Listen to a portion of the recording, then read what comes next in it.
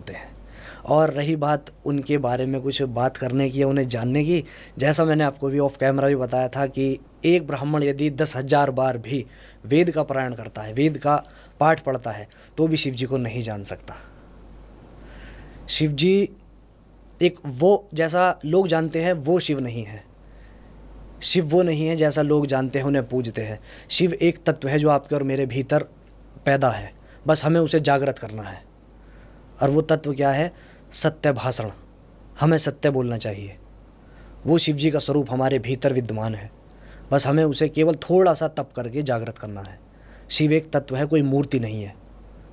जब आदि अंत मध्य में अंत में, संसार के अंत में जब कुछ भी नहीं होता, केवल अंधकार होता है, केवल और केवल एक अग्नि स्तंभ, शिव महापुराण के प्रथम अध्याय में आपको मिलेगा, केवल और केवल एक अग्नि स्तंभ उस समय विद्यमान होता है जिसमें से ब्रह्मा और विष्णु निकलते हैं। वो अग्नि स्तंभ ही सदाशिव का प्रतीक है।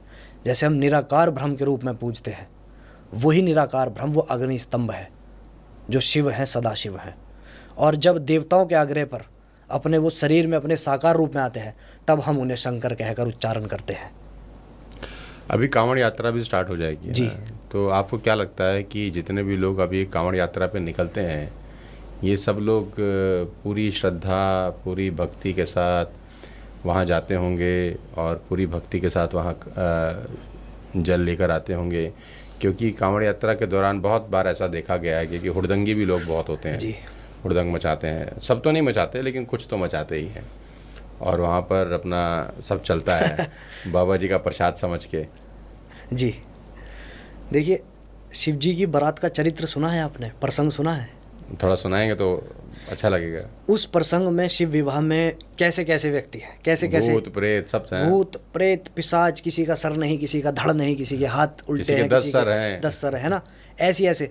तो मतलब, और सुंदर भी हैं, सुंदर भी हैं, किन्नर भी हैं, यक्ष भी हैं, गंधर्व भी हैं, सब हैं। उसी प्रकार से ये भक्त श्रेणी में आते हैं उनकी बारात के रूप में। उसमें आपको सात्विक सौम्य भी मिलेगा, जो केवल अपने घर से भाव लेकर जाएगा, जल लेगा और शिवरात्रि के दिन भगवान को चढ़ा के अपना हाथ जोड़ के अपने घर जाके सो जाएगा अपना ध्यान करते हुए। ठीक ठीक। कुछ ऐसे होंगे वो सीधे जाएंगे लेकिन आएंगे घूमते फिरते टेढ़े आनंद लेते हुए। अच्छा, तो भाव है, अब सबके अलग अलग भाव हैं। आपको नहीं पसंद गांजा पीना, और मैं कहूँ कि मुझे बहुत पसंद है, पीता नहीं हूँ मैं, लेकिन बताऊँ भाव वाली बात कर रहा हूँ। मुझे बहुत पसंद है, मुझे आनंद मिलता है, मेरे भगवान का प्रसाद है। उसमें आप कुछ नहीं कर सकते किसी के भाव को, क्योंकि ये भाव वाली बात है। भगवान का प्रसाद समझ के पी सकते हैं उसको? नहीं, बिल्कुल नहीं, क्योंकि ये कहीं इसका प्रमाण नहीं दिया गया है। जैसे लोग कहते हैं ना, ये केवल अपनी जीभा का रस है, ये बस। भोले बाबा पीते हैं? नहीं, भोले बाबा तो विष भी पीते हैं, ये सब विश्व विख्यात बात है ना। जब भी गांजे चिलम की बात चलती है, कोई ना कोई कहता है उन्होंने तो विष भी पिया था, क्या फलाहन का पान कर सकते हो? कोई नहीं कर सकता। तो जहाँ वो रहते हैं वहाँ भी रह सकता है कोई रात को? उनसे जोड़ नहीं सकते, उनसे कोई कनेक्शन नहीं है इसका। हाँ, जितनी भी विषैली चीज़ें थीं समुद्र मंथन के समय, जब वो छलक कर विष धरती पर गिरा था, तो जितनी भी विषैली चीज़ें थीं उन्होंने सब अपने सानिध्य में ले ली थी, आपके मेरे कल्याण के लिए। ये उसका एक रीज़न है, इसे आप जोड़ सकते हो, क्योंकि वो सब कार्य करने में समर्थ है। क्या आप समर्थ हैं? मैं नहीं हूँ। इसीलिए कहा गया है कि कर्तुम अकर्तुम अन्यथा कर्तुम सर्वसमर्थ है। परमपिता हर कार्य को करने में समर्थ हैं, एक मानव हर कार्य को करने में समर्थ नहीं है। वो समर्थ थे, उन्होंने उस समय विष का पान किया, जितनी भी विषैली वस्तुएं थीं अपने में समेट ली। इस चीज़ से आप जोड़ सकते हो। लेकिन गांजे चिलम को एक टारगेट बना के कि वो भी पीते हैं, तो ये बहुत ज़्यादा चीज़ है। हमारे समाज का एक बहुत निंदनीय कथन है, वो नहीं होना चाहिए। ये हमारे कहीं ना कहीं हमारे पतन का कारण है। हाँ, जो वास्तव में साधना में इसका उपयोग करते हैं, जैसे कि एक विषैला पदार्थ है, साइंटिफिक कुछ चीज़ें भी ऐसी हैं कि आप यदि किसी चीज़ का सेवन करते हैं तो वो आपकी जो ये दिमाग की नसें होती हैं एकदम उन्हें स्थिर कर देता है, स्थिर एकदम। आपकी जो स्टेबिलिटी है एकदम बढ़ जाएगी उसे पीने के बाद। जैसे कि ड्रग्स का नशा करते हैं लोग, अब उसके बाद उन्हें ऐसी प्रीति होती है कि वो एकदम सुन्न हो जाते हैं। तो जो उसका सहारा लेकर ध्यान मार्ग में बैठते हैं, उनका कहना यह है कि हम 4 घंटे 5 घंटे आसन पे बैठकर भगवान का ध्यान कर सकते हैं बिना किसी डिस्ट्रैक्शन के। उस समय चाहे कोई महिला आ जाए, कोई सुंदर लड़की आ जाए, कोई कन्या आ जाए, या कोई भगवान की भेजी हुई माया आ जाए, हमें फिर किसी से कोई मतलब नहीं। हमारा जो टारगेट है, वो भगवान का लक्ष्य है, वो हमारा पूरा होगा, उसी के पश्चात हमारी आंखें खुलेंगी। तो कुछ लोग, ज्ञानी लोग, उसका इस प्रकार से सदुपयोग करते हैं। भविष्यवाणी होती है क्या? बिल्कुल होती है। मतलब मैं थोड़ा उत्सुक हूँ जानने के लिए कि जैसे बड़े बड़े हादसे हो जाते हैं, जैसे हो गया तो बहुत सारे लोग बोल रहे हैं अभी पहले बता देते अगर इतनी ताकत इतनी क्षमता किसी के अंदर है तो ये चीज़ें रुक जाती टाइप्स कहानी। और भविष्यवाणी के नाम पे बहुत सारे लोग अपना दुकान भी चलाते हैं। जो क्या है कि जिनके पास ज्ञान नहीं है वो दुकान चलाते हैं, और जिनके पास बहुत ज्ञान है वो गुप्त रूप से अपने ज्ञान को और बढ़ाते हैं। कि ब्रह्मास्त्र छोटे से युद्ध पे नहीं छोड़ा जाएगा ना। यदि आपके पास, मैं कहूँ कि आपके पास एक बहुत बड़ी शक्ति है, तो आपकी गली में लड़ाई होगी, आपने छोड़ दी, ऐसा थोड़ी होगा। एक बड़े अनुष्ठान के लिए उसको रखा जाएगा। ऐसे ही वो लोग गुप्त रूप से रहकर उस तप को अपना अंदर पैदा कर रहे हैं, तब कहीं जाकर उस चीज़ को छोड़ते हैं। और रही बात भविष्यवाणी की, तो ये जो अभी हादसा हुआ है एयरलाइन का या कोरोना का, ये सब ऋषिकेश पंचांग जो काशी में छपता है, सब पहले से छप जाता है। 1 साल पहले का जो, यदि आप पंचांग उठाएंगे तो उसमें सब ये लिखा हुआ है कि हवाई यात्रा से जो है इस देश में हमारे ये व्यवस्था होगी, और कोरोना के समय भी ये होगा कि ये फलाना बीमारी नाम से। कौन से पंचांग में छपा था ये? ऋषिकेश पंचांग में, काशी से छपता है। मतलब काशी से छपता है ऋषिकेश पंचांग। उसमें कोरोना का पहले से छपा हुआ था, कुछ पहले से दिया हुआ था। और ये एयरलाइन का जो क्रैश है ये भी पहले से छपा हुआ था। 15 दिन पहले अभी मेरे एक जानकार हैं ब्राह्मण, वो काशी गए हुए थे, तब उनसे मेरी बात हुई, तब उन्होंने मुझे बताया कि वहाँ के एक वैदिक ब्राह्मण के पास मैं खड़ा था, उन्होंने मुझे बताया एक पंचांग लाकर, ऋषिकेश पंचांग जो आता है वो एक मान्य पंचांग है पूरे भारतवर्ष में, जो केवल और केवल काशी से ही संपादित होता है। कुछ तो गूढ़ रहस्य है, क्योंकि जिस दिन क्रैश हुआ ना उस दिन सवेरे के न्यूज़पेपर में एक कंपनी अमूल थी, पता नहीं क्या नाम था, शायद मुझे जहाँ तक याद नहीं आ रहा अभी, कोई कंपनी का ऐड था जिसमें वो प्लेन, इंडियन एयरलाइंस का ही प्लेन, क्या कहते हैं, एक बिल्डिंग से क्या कहते हैं, जैसा क्रैश के बाद उसकी अवस्था थी वैसा ही ऐड में दिखाया, सवेरे न्यूज़पेपर में फ्रंट पेज पे वैसा क्या कहते हैं एज इट इज़ ऐड था। तो ये क्या है कि देखिए, भविष्यवाणी तो हो जाती है, वो वास्तविकता है कि यदि कुछ होने वाला है, बहुत से लोगों को वो आभास होने लगता है, लेकिन हो सकता है कहीं ना कहीं कोई राजनीति की, जो आपने अमूल वाली बात बताई है, मुझे नाम याद नहीं आ रहा, अमूल था कि पता नहीं, कहीं ना कहीं कोई राजनीतिक प्रपंच भी हो सकता है हर कार्य में, क्योंकि राजनीति एक ऐसी व्यवस्था है कि वो नहीं देखेगी कोई मासूम जा रहा है। अच्छा, आपको लगता है कि इसके पीछे कोई राजनीतिक कारण भी हो भी सकता है, कुछ भी हो सकता है इस संसार में। पूर्व चीफ मिनिस्टर उसमें ट्रैवल कर रहे थे, मतलब उस दिशा में लेके जा रहे हैं आप उसको। नहीं, जैसा आपने भी कहा कि ऐसा कुछ, लेकिन मैं तो उस मार्ग का हूँ, तो मैं भविष्यवाणी के लिए आपसे कह रहा हूँ कि भविष्यवाणी वाली बात बिल्कुल सत्य है, वो होती है और वो करते हैं विद्वान लोग। यदि आपको देखना और सटीक होती है, बिल्कुल सटीक होती है, एज इट इज़ वो बता देते हैं उसमें पंचांग में। लेकिन क्या है ना कि 20-50 रुपये के पंचांग पे कोई भरोसा नहीं करता, मानते तब है जब चीज़ हाथ से निकल जाती है, तब कहते हैं। हर व्यक्ति भगवान की शरण में तब जाता है जब वो अपने से पूरा जोर लगा देता है, तब कहीं जाकर आके पंडित जी मेरा ये कार्य नहीं हो रहा है, मैं आपके हाथ जोड़ता हूँ, मेरे बेटे की शादी करा दो या मेरी बिटिया की शादी करा दो, और या फिर मेरे बच्चे को रोग लगा है, इसका निवारण आप मुझे दे दो। पंडित जी कोई खुद से थोड़ी कुछ देते हैं, पंडित जी तो मार्ग दे देते हैं कि ये रहे भगवान, इनका पूजन करो आप, बात ख़त्म। तब कहीं जाके वो उस मार्ग में आते हैं। पहले हर व्यक्ति अपने अभिमान में आकर, अपने अहंकार में आकर, अपने को सामर्थ्यशाली समझ के हर कार्य को करने की चेष्टा करता है, लेकिन भगवान उसे बार बार इसी प्रकार से मुंह के बल गिराता रहता है कि तू कर अपने से, लेकिन मैं ही सर्वसमर्थ। बहुत बढ़िया। मैं ही कर सकता हूँ जो कर सकता हूँ, तू कुछ नहीं कर सकता।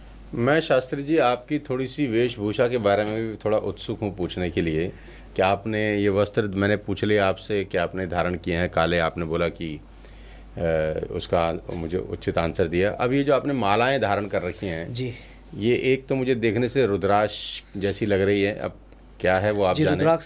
रुद्राक्ष है। और एक ये ब्लैक कलर का भी आपने कुछ बड़ा सा कुछ धारण कर रखा है, ये वो एक काशी से ही मेरा एक, क्या है थोड़ा मुझे बता पाएंगे क्या? हम ये इसको एक थोड़ा समझ सकारात्मक ऊर्जा को बढ़ाने के लिए और नकारात्मक दोष को दूर रखने के लिए मैंने पहना है। और ये रुद्राक्ष है और ये करुंगली माला है, हिबनुस की लकड़ी से माला है ये, करुंगली माला। अच्छा, और ये कैसे, कहाँ से लिया आपने और क्या रास्ता होता है इसका और क्यों पहननी चाहिए? ये एक तरह से जैसे हम पूजा पाठ में अलग अलग पूजा के समय अलग अलग मालाओं का हमारे सनातन धर्म में जैसे विवरण दिया गया है, उसी प्रकार से जैसे हम करुंगली माला को पहनते हैं, तो एक तो वर्तमान समय में क्या है कि हर व्यक्ति अच्छा दिखना चाहता है, कुछ ना कुछ ज्वेलरी वो ऐसे अपने ऊपर जो है पहनता है कि वो पहनकर उसे अच्छा थोड़ा अट्रैक्टिव दिखे, वो तो एक अलग विषय है। लेकिन करुंगली माला का क्या होता है कि जब हम इसे पहनते हैं तो जो भी यदि कोई व्यक्ति हमारे को नज़र दोष लगाना चाहता है, अच्छा, किसी प्रकार की कोई नेगेटिव एनर्जी यदि हमारे पास आना चाहती है, वो इससे दूर रहती है, नहीं आती है। और क्योंकि इसके अंदर काफ़ी सारे ऐसे सकारात्मक गुण हैं, जैसे कि आपका जो मानसिक संतुलन है वो स्थिर रहता है जब आप कोई साधना करते हैं या कोई आप पूजा करते हैं उस समय में। तो ये जो दाने हैं ये किस चीज़ के दाने होते हैं? ये हिबनुस पेड़ की पे लगता है, ये क्या लकड़ी होता होती है, उसके दाने हैं ये लकड़ी का लकड़ी का है, ये पेड़ की लकड़ी होगी जी। और इसका संबंध भगवान मुर्गन और शिवजी से जोड़ा गया है। मुर्गन यानी कि जो शिवजी के पुत्र हैं भगवान कार्तिकेय। ये दक्षिण भारत में इसका बहुत ज़्यादा प्रचलन है।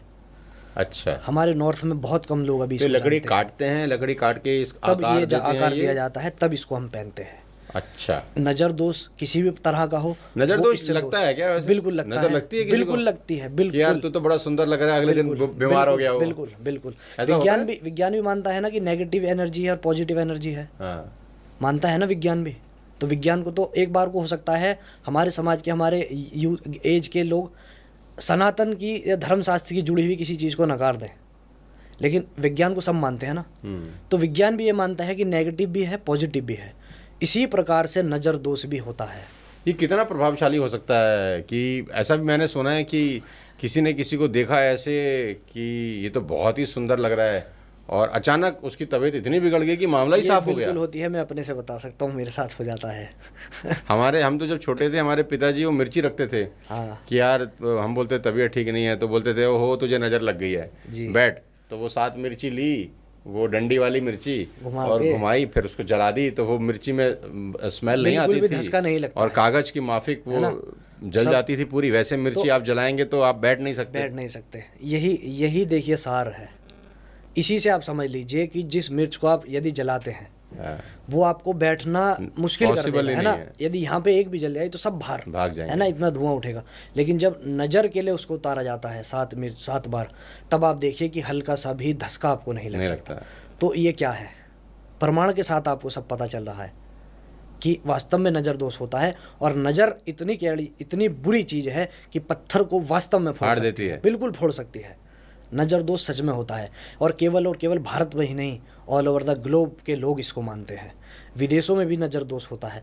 बस क्या है कि वो लोग, उन लोगों का तरीका अलग है, उन लोगों के देवी देवता अलग हैं, उन करने की रेमेडीज़ अलग हैं, लेकिन होता वहाँ भी है। ऐसा नहीं है कि केवल भारतवर्ष में ही नज़र दोष होता है, और वो लगती सबको है। और ये अच्छे लोगों की भी लग जाती है, ऐसा नहीं कि खाली बुरे लोग होते हैं। माँ बाप की बच्चों को लग जाती है, बड़ा अच्छा लग रहा है, बीमार हो गया शाम तक। देखिए क्या होता है कि काफ़ी बार ऐसा होता है जब कोई प्रेम से भी हो जाता है, जब कोई जैसे बॉडी बनाता है ना, जब जिम करते हैं, तो काफ़ी बार क्या होता है कि खुद की बॉडी देखकर शीशे में उनको अच्छा सा लगता है कि मतलब अच्छी बॉडी हो रही है, तो खुद की नज़र खुद की भी लग जाती है। तब आप देखेंगे थोड़े समय बाद आपका क्या है कि वर्कआउट के लिए मन नहीं कर रहा है, या पूजन में बैठे हैं तो आपके शरीर में थोड़ा आलस्य भर गया है, खुद की भी नज़र लग जाती है।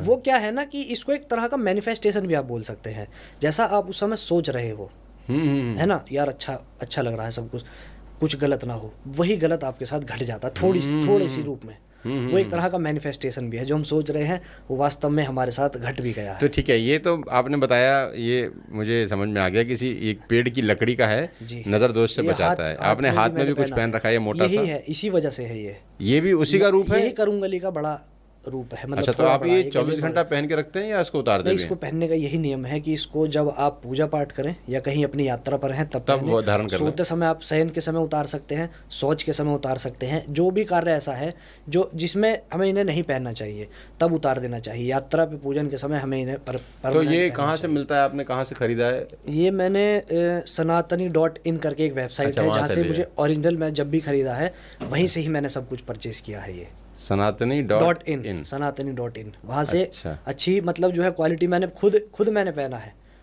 तब मुझे कहीं जाकर विश्वास है कि हाँ। और ये ब्लैक वाला जो बड़ा है ये क्या है? ये काशी से एक मेरे जानकार एक मित्र है, उन्होंने मुझे एक प्रेम स्वरूप भेंट किया था। अच्छा, काशी से? जी, काशी। ये क्या लकड़ का है, कपड़े का है? धागा है। अच्छा, धागा है। ये अच्छी माला है, हाँ, ये भी नज़र दोष के लिए ही, और एक सकारात्मक क्या है ना कि मैं आपको बताता हूँ तो आपको लगती है नजर? जी हाँ अच्छा, कहते काला टीका लगाओ तो नहीं लगती, आपके तो पूरे वस्त्र भी काले देखिए क्या हैं, नज़र नज़र उस रूप में नहीं, जैसे कि क्या है ना कि मेरी शुरू से ही एक रुचि, मैं ज़्यादा क्यूरियस रहता हूँ मंदिर से अधिक शमशान की तरफ जाने के लिए। अरे बाप रे बाप। मंदिर में मुझे जाकर अनुभूति इतनी नहीं होती है मसान नाथ की, अच्छा, जितनी मुझे जो शमशान घाट की में तरफ होती है। जाकर होती है। इसीलिए वहाँ जाकर बहुत सी व्यवस्थाएं ऐसी होती हैं कि जो आपको तो शमशान की कुछ ऐसी बात बताओ जो लोगों को ना पता हो।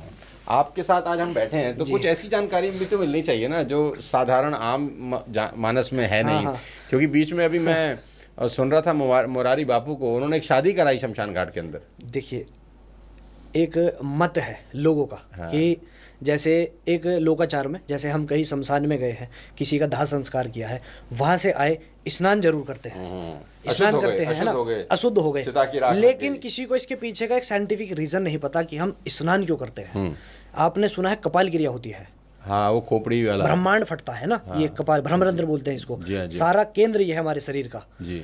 तो जब ये हमारा भ्रमरंध्र कपाल क्रिया के समय जब फटता है, इसमें से आपने देखा होगा आवाज आती है, अगर यदि कोई ऑब्जर्व करता है तो उस भ्रमरंध्र में से, कपाल में से ऐसे तत्व निकलते हैं जो आपके मेरे शरीर को उस समय कहीं काफ़ी हद तक गिरा सकते हैं, बीपी भी फ्लक्चुएट कर सकते हैं हमारा। अच्छा, तो इसलिए उसका कोई, उस तत्व का कोई प्रभाव हमारे शरीर पर ना हो, हम इसलिए आकर स्नान करते हैं। ऐसा नहीं कि शमशान कोई अशुद्ध भूमि है, कोई हमारे पीछे चिपट जाएगा इसलिए हम स्नान करते हैं। यदि वो स्नान हो, यदि जो वो शमशान अशुद्ध स्थान होता तो मसान नाथ वहाँ क्या कर रहे हैं? अशुद्ध स्थान पे भगवान क्या कर रहे हैं फिर वहाँ अपनी भगवती उमा अपनी शक्ति के साथ? बताइए आप क्या कर रहे हैं? जो लोग बोलते हैं कि शमशान एक अशुद्ध स्थान है, शिव महिम ने स्तोत्र आपने शायद सुना हो, पुष्पदंत महाराज एक भगवान शिव जी के बहुत बड़े भक्त हुए हैं पुष्पदंत, तो उन्होंने एक अपने शिव महिम ने स्तोत्र में एक स्तुति गाई है कि मैं गा के सुनाता हूँ आपको, है ना। श्मशाने स्वा क्रीडा स्मरहर पिशाचा सहचरा चिता भस्मालेपा सृगपि नृकरोटी परिकरा। इसका मतलब क्या है? श्मशाने स्वा क्रीडा पिशाचा सहचरा, भगवान शिव अपने पिशाच अपने सहचरों के साथ शमशान घाट में क्रीड़ा करते हैं। अच्छा, और उनका जो भस्म है, जो उनका अंगराग है, वो उनका भस्म उनका श्रृंगार है, जो चिता की भस्म अपने शरीर पर लगाए हैं। तो उसके लिए क्या कहा गया है कि वो स्वरूप उनका अमंगल सा दिखता हुआ भी स्मरण करने वाले के लिए मंगल में साबित हो जाता है। यदि कोई व्यक्ति भगवान शिव जी के ऐसे रूप को देखकर भी उनका स्मरण कर लेता है तो वो उसके लिए भी मंगलकारी है। तो जब भगवान शिव वहाँ क्रीड़ा करते हैं अपने सहचरों के साथ, अपने भूत प्रेत पिशाचों के साथ, तो वो स्थान कैसे अशुद्ध हो सकता है? आप ही बताइए। कोई ऐसी चीज़ बताइए ना शास्त्री जी जो हमको आम जनता को ना पता हो शमशान के बारे में। शमशान के बारे में आम लोगों को यही नहीं पता है कि वहाँ कौन सा देवता विद्यमान होता है, हमेशा विद्यमान होता है। वो तो शंकर जी के बारे में मालूम है सबको, शंकर जी का कौन सा रूप वहाँ पर विद्यमान होता है। क्या वो शक्ति सात्विक होती है या तामसिक होती है, या जो मंदिर में जिसका तेज ज़्यादा है या शमशान में उसका तेज ज़्यादा है? हर व्यक्ति शमशान घाट जाता है। एक आम व्यक्ति की मैं बता रहा हूँ, साधक की नहीं। आम व्यक्ति क्या करते हैं? महिलाएं जाती नहीं हमारे सनातन धर्म में, जी। पुरुष जाते हैं, गए, दाह संस्कार हुआ, हाथ धोए और आ गए। वो कुछ उस समय वहाँ करते हैं? नहीं, कुछ नहीं। महसूस करते हैं? कुछ भी नहीं करते। क्या वो भगवान शिव जी के विग्रह को देखकर उस समय हाथ जोड़ते हैं? नहीं जोड़ता, कोई नहीं जोड़ता, क्योंकि उन्हें वहाँ उस चीज़ की अनुभूति नहीं किया, वास्तविक रूप में मसाननाथ बैठे। शमशान घाट में कोई सिद्धियाँ विद्धियाँ भी होती हैं? कोई लोग करते हैं सिद्धियाँ? बहुत जल्दी सिद्धियाँ हो जाती है वहाँ, बहुत तीव्रता के साथ। यदि मैं कहूँ यदि आप मंदिर में या कहीं और करें तो वो यदि कोई 6 मंथ लग रहे हैं, 6 महीने लग रहे हैं, तो वहाँ वो 15-20 दिन के अंदर सिद्ध हो जाएगी, क्योंकि वो इतनी पवित्र भूमि। कैसी कैसी सिद्धियाँ होती हैं? काफ़ी सारी हैं शमशान में होती हैं। जैसे कि आप भैरव उपासना करते हैं लोग, भैरव की साधना करते हैं। अच्छा। और क्योंकि भगवान शिव जी का जो उग्र रूप है वो भगवान भैरव है। अच्छा। जो काशी के कोतवाल भी कहे गए हैं। भगवान शिव जी का जो उग्र एकदम रूप है जो मृत्यु को भी जीत लेता है, समय का भी बाप है, समय का भी काल है, समय को भी जीत लेता है, वो रूप भगवान शिव जी का वहाँ विद्यमान होता है। तो बहुत से लोग रात्रि काल में वहाँ पर साधना भी करते हैं, लेकिन वर्तमान समय में क्या है कि जो मोस्टली जो शमशान घाट हैं, संध्या के पश्चात उन्हें बंद कर दिया जाता है इसी कारण से, ताकि सिद्धि ना कर सके, सिद्धि कोई ना कर सके, कोई गलत कार्य ना कर सके। किसी गलत कार्य भी के होते साथ हैं, बिल्कुल होते हैं। जैसे कि किसी की चिता जल रही है और कोई व्यक्ति आकर वहाँ अपना कोई अनुष्ठान कर रहा है, अपना अनुष्ठान मतलब कर रहा है कि कोई सिद्धि करने लगा है उस जलती हुई चिता पर, उस शव के ऊपर, उस शव के ऊपर। तो जो व्यक्ति वहाँ शमशान का होल सोल है, सब देख रहा है, उसकी जिम्मेदारी है ना कि पूरा हमारा जो एक समाज आकर जलाकर गया है एक मृत को, कि पूरा उसका जो शरीर है पूरा सुबह तक जल जाना चाहिए। लेकिन उसी बीच में यदि कोई वहाँ थोड़ा सा पीस उठाकर उसका ले जाता है, उसी शव का, उसी शव का, तो उसका पाप का भागीदार भी तो वो व्यक्ति है ना जो वहाँ तो पर उस शव का पीस उठा के ले जाने से कोई सिद्धि भी होती है, सिद्धि साधनाएं करते हैं ना लोग उन मृत व्यक्ति से भी। वो भगवान को उस रूप में पूजते हैं जब भगवान को एक तामसिक रूप में देखा जाता है। तो तामसिक रूप में फल फूल तो कोई चढ़ाएगा नहीं, ऐसा ही सब कुछ चढ़ाया जाता है, रक्त चढ़ाया जाता है, बलि होती है, यही सब कुछ चढ़ाया जाता है उस समय में। क्योंकि सात्विक मार्ग बहुत अलग है, तामसिक मार्ग में यदि आपको जाना है तो यही सब क्रियाएं हैं जो करनी पड़ती है शमशान घाट में, यही सब क्रियाएं हैं जो करनी पड़ती है। आप वहाँ जरूरी नहीं है कि कोई साधना करने जाओ, आप काशी मणिकर्णिका घाट जाओ, वहाँ जाकर आप खुद से अनुभूति करोगे कि वहाँ वास्तव में कोई है। भगवान मसान नाथ के लिए कहा जाता है कि वो जो मृत व्यक्ति होता है, मृत व्यक्ति की जीवा जो आत्मा होती है उसके कान में खुद तारक मंत्र फूंकते हैं, तब कहीं जाकर काशी में मरने वाले या मणिकर्णिका घाट पे मरने वाले व्यक्ति को जो है मोक्ष प्राप्त होता है। खुद भगवान शिव भगवान मसान नाथ के रूप में वहाँ विद्यमान है और मृत आत्मा के कान में वो जो है तारक मंत्र फूंका करते हैं, तब कहीं जाके व्यक्ति वहाँ पे मोक्ष की प्राप्ति करता है। कितने लोग ऐसे हैं जो वहाँ मरने से पहले ही आश्रम बना कर रखते हैं कि हम मरने से कुछ समय पहले, कुछ क्षण पहले ही उस आश्रम में जाएंगे तो हमारा मरण काशी में हो जाए, आखिरी समय निकालेंगे बस। तो ये सब मान्यता है। क्या क्या नहीं करना चाहिए शमशान घाट में, क्या नहीं करना चाहिए? लोग बाग जाते हैं संस्कार में जी, ये नहीं करना चाहिए या ये तो बिल्कुल नहीं करना चाहिए। देखिए, एक तो सबसे पहली चीज़ जो शमशान में ये आम आदमी जो जाता है, जो साधक है, या तो उन्हें सब कुछ पता होगा। जो एक आम आदमी जाता है वो कुछ इधर उधर का कार्य ना करे वहाँ पे। जैसे कि कोई भी उस समय जब तक वो वहाँ विद्यमान है, कोई ऐसी बात ना करे कि जो भगवान को बुरी लगे, कोई ऐसा आचरण ना दिखाए जो वहाँ पे भगवान को बुरा लगे, कि अपना कोई अहंकार दिखाने लगे। होता है ना कि बहुत से लोग व्यक्ति होते हैं कि हमारे घर का ये व्यक्ति आया है, इसको इतने अच्छे से जो है आप सब कुछ करो, ज़्यादा घी डालो या ऐसी व्यवस्था करो, तो उसका अहंकार उस समय वहाँ नहीं झलकना चाहिए। क्योंकि भगवान शिव जी के लिए कहा गया है कि आप उन्हें कुछ भी चढ़ाओ, वो व्यक्ति के अहंकार का भक्षण बहुत जल्दी करते हैं। तो उस धरा पे जाके सबसे पहला जो आपके अंदर शून्यता का भाव आ जाना चाहिए कि यहाँ आके सब मौन है। लेकिन बहुत से व्यक्ति आपने भी पर्सनल भी देखा होगा कि वहाँ जाकर भी अपनी मकड़ में रहते हैं, उन्हें कोई मतलब नहीं है किसी से भी। वो एक फॉर्मेलिटी के लिए किसी व्यक्ति के उसमें अंतिम क्रिया में आए हैं, आके अपने फ़ोन में लगे हैं, कोई वीडियो भी बना लेता है, कोई अपना इधर उधर जाके अपना कार्य भी कर रहा है, वो उधर से चले जाते हैं। अच्छा शास्त्री जी, एक बात बताओ, मैं आपसे थोड़ा जानने को ये भी इच्छुक हूँ, मेरे अपने मन के सवाल हैं कि क्या ऐसा भी होता है कि वो एक हम कॉलेज में थे तो एक वो जादू होता था, वो किसी की गुड़िया बनती थी, उस पर सुई चुभोते थे तो दूर व्यक्ति बैठा है उसको दर्द होता था, ऐसा होता है क्या कुछ? ये सब होता है, मारण उच्चाटन सब कुछ होता है, मारण उच्चाटन सब कुछ होता है। क्या भला है ये सिद्धियाँ ही होती हैं, योगिनियाँ आपका कार्य सिद्ध करती हैं। लेकिन अच्छा, आपको उन्हें पहले साधना पड़ता है।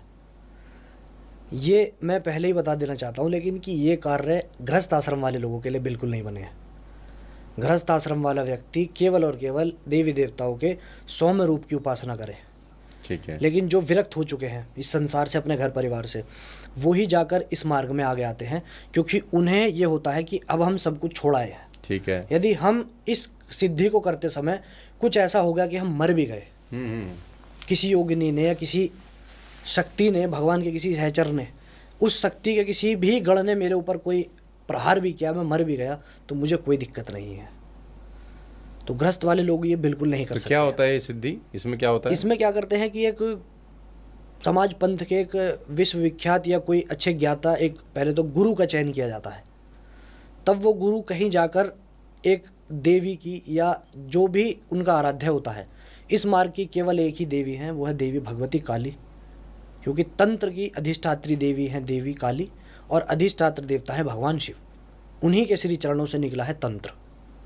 तंत्र एक कोई ये नहीं है कि एक जैसा अभी आप सोशल मीडिया पे देखते हो, नींबू उड़ा दिया, गले में हड्डी पहली, तो तंत्र है। तंत्र एक व्यवस्था है, मैनेजमेंट।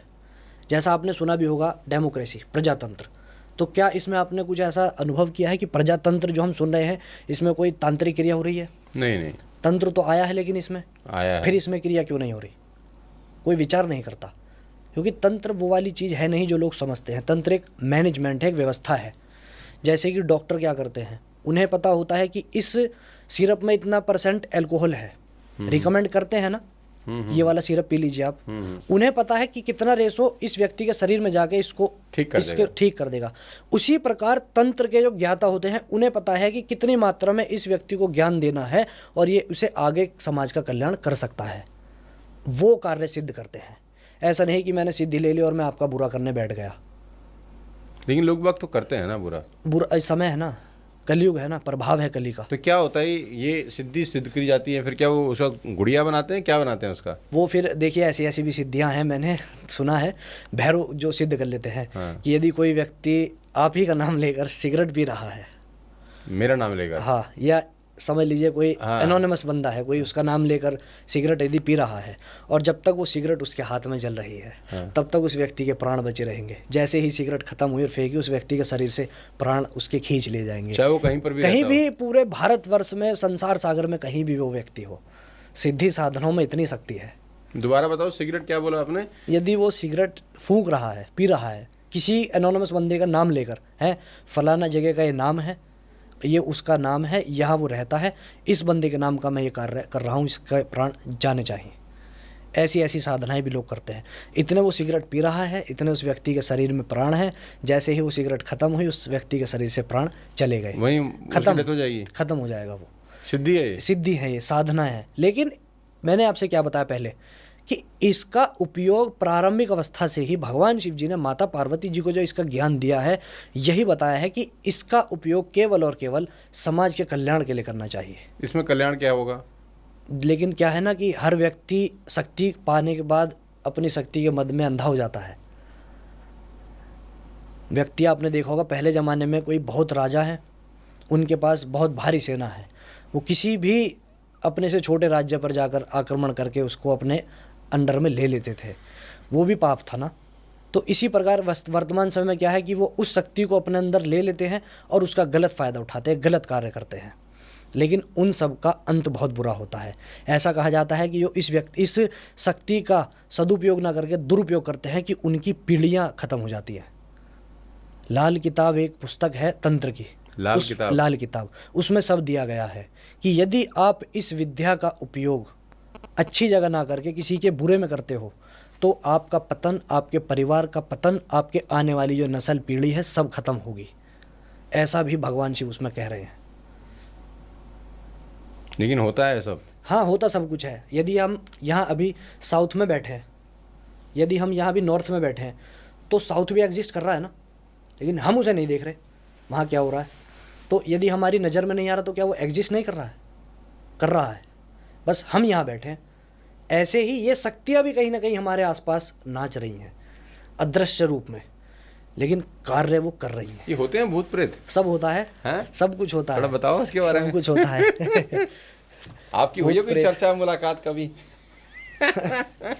ये ऐसा विषय होता है, गोपनीय विषय होता है, काफ़ी कॉन्फिडेंशियल, मतलब गुप्त से भी गुप्त, गुह्यतम एकदम इसको कहा गया है, एकदम गोपनीय इसके बारे में। लेकिन होते तो हैं, होते हैं। क्यों? इनके बारे में कहा गया है कि जो भगवती की सहचरी है ना, योगिनियाँ, जैसे आप है, आपके गण है ना, हाँ। हर एक बड़ा आदमी होता है, उसके परिकर होते हैं आगे पीछे उसके। ऐसे ही जब देवी भगवती चलती हैं तो उनके आगे पीछे भी उनकी सहचरियाँ चलती हैं, और वो ऐसी जितनी भी क्रियाएं होती हैं उनको सबको ऑब्जर्व करके तत्काल उसका फल उस व्यक्ति को देती हैं। यदि आपने देखा होगा मोदी जी चलते हैं तो उनके आगे पीछे एसटीएफ चलता है, वो चश्मा लगाए रहते हैं लेकिन इधर भी नहीं देखते हैं, सब ऐसे ही रोक देते हैं। तो जब मोदी जी के लिए इतना ज़्यादा जो है प्रोटोकॉल है, तो जो संसार की शक्ति है उनके साथ सोचिए क्या क्या चलता होगा। और वो तुरंत